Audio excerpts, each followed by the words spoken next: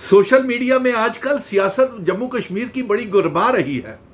एक social media ने आज ये यहां तक कह दिया कि लेफ्टिनेंट गवर्नर अगले जो अपॉइंट हो रहे हैं वो गुलाम नबी आज़ाद को अपॉइंट किया जा रहा है। और इसके साथ साथ सोशल मीडिया में ये भी खबरें बड़ी तेजी के साथ गर्दिश कर रही हैं कि जल्द ही अलायंस की सरकार के कैबिनेट का एक्सपेंशन हो सकता है। और इस बात को लेकर के सबसे पहले जो लेफ्टिनेंट गवर्नर की अपॉइंटमेंट की बात यहां तक है, उसको लेकर के हमारा ये प्राइम मिनिस्टर नरेंद्र मोदी जी और होम मिनिस्टर अमित शाह साहब को ये कहना है कि हम आउटराइटली रिजेक्ट करते हैं कोई भी सियासी पॉलिटिकल लेफ्टिनेंट गवर्नर की अपॉइंटमेंट को। और साथ में यह भी मांग करते हैं कि लेफ्टिनेंट गवर्नर मनोज सिन्हा साहब को जल्द से जल्द केंद्र में वापस यूपी में भेजा जाए।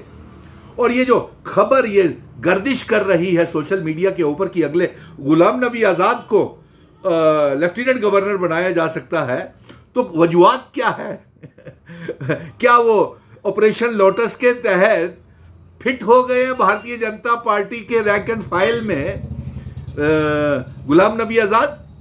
अरे गुलाम नबी आज़ाद साहब तो वो चीफ मिनिस्टर है जो 2 साल में ही अपनी चीफ मिनिस्टरशिप को छोड़ करके जम्मू कश्मीर को जलता हुआ छोड़ करके यहां से भाग गए थे।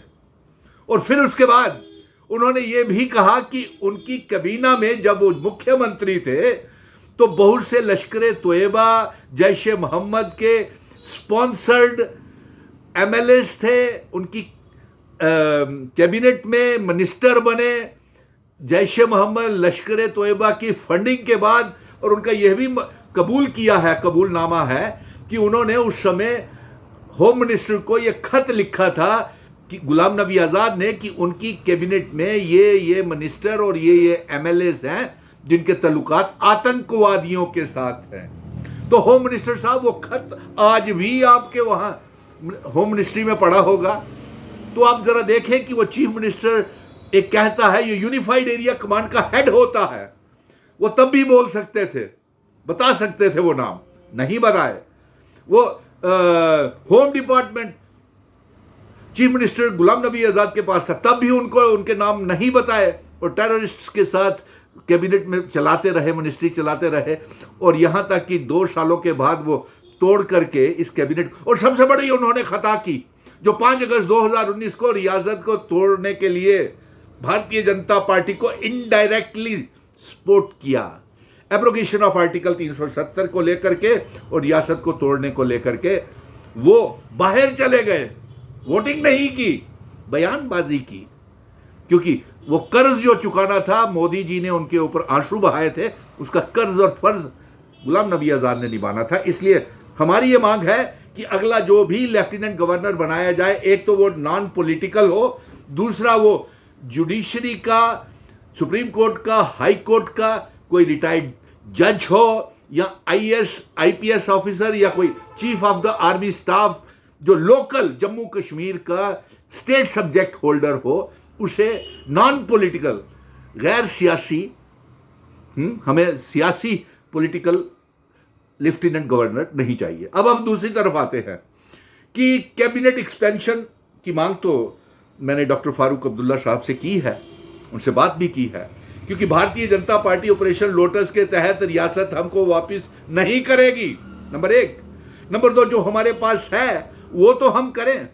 कैबिनेट की एक्सपेंशन इसलिए ज़रूरी है क्योंकि हमारे जो मौजूदा मिनिस्टर्स हैं वो ओवरलोडेड विद द पोर्टफोलियोज हैं और उनके विभागों को लेकर के काम को डिस्ट्रीब्यूट किया जाए, बांटा जाए, ताकि और भी मिनिस्टर बन सके और तेज़ी के साथ लोगों के काम हो सके। और इसके साथ साथ मैंने डॉक्टर फारूक अब्दुल्ला साहब को और अलायंस की सरकार के चीफ मिनिस्टर को भी कहा है कि आप जल्द से जल्द राज्यसभा के चुनाव करवाएं और इसमें जम्मू कश्मीर का एक डोगरा बेटा भी जो ना हारा हुआ एमएलए हो, ना मिनिस्टर हो, ना मेंबर पार्लियामेंट हो, वो राज्यसभा के लिए अलायंस की सरकार एक नॉमिनेट करे। और इसके साथ साथ मेरा यह भी कहना है कि कैबिनेट की एक्सपेंशन जल्द से जल्द करनी चाहिए। सिर्फ कैबिनेट की एक्सपेंशन ही क्यों, राज्यसभा की 4 सीटों के लिए चुनाव भी करवाने के लिए दबाव बनाना चाहिए और एक स्पेशल असेंबली का सेशन बुलाया जाना चाहिए और उसमें रियासत का दर्जा क्यों नहीं वापस कर रही भारतीय जनता पार्टी और होम मिनिस्टर और प्राइम मिनिस्टर साहब, इसके ऊपर जोरदार तरीके से डिबेट होनी चाहिए। रियासत के दर्जे की जंग, स्पेशल स्टेटस की जंग, आर्टिकल 370 की जंग हमारा मुद्दा है। इसके लिए जंग लड़ते रहेंगे और लड़ेंगे, आने वाले समय में भी लड़ेंगे। इसलिए सीधी बात है, सीधा संदेश है प्राइम मिनिस्टर नरेंद्र मोदी जी को, मरकज की सरकार को और होम मिनिस्टर अमित शाह साहब को कि हमें गुलाम नबी आज़ाद लेफ्टिनेंट गवर्नर जम्मू कश्मीर की आवाम को मंजूर नहीं है। वो उसकी ना कोई पार्टी है ना कोई एमएलए है, जो थे उसके साथ लोग वो छोड़ करके फिर कांग्रेस में वापस चले गए। अलायंस सरकार के घटक दल कांग्रेस की गोद में बैठ गए और वो तो फॉरेन डेलीगेशन के लिए भी नहीं मंजूर थे, लेकिन आपने भेज दिया। चलिए, क्योंकि वो आपकी ए टीम है, बी टीम है, गुलाम नबी आज़ाद, बी भी है, सी भी है और ऑपरेशन लोटस के तहत बहुत सी टीमें निकल के आ रही हैं।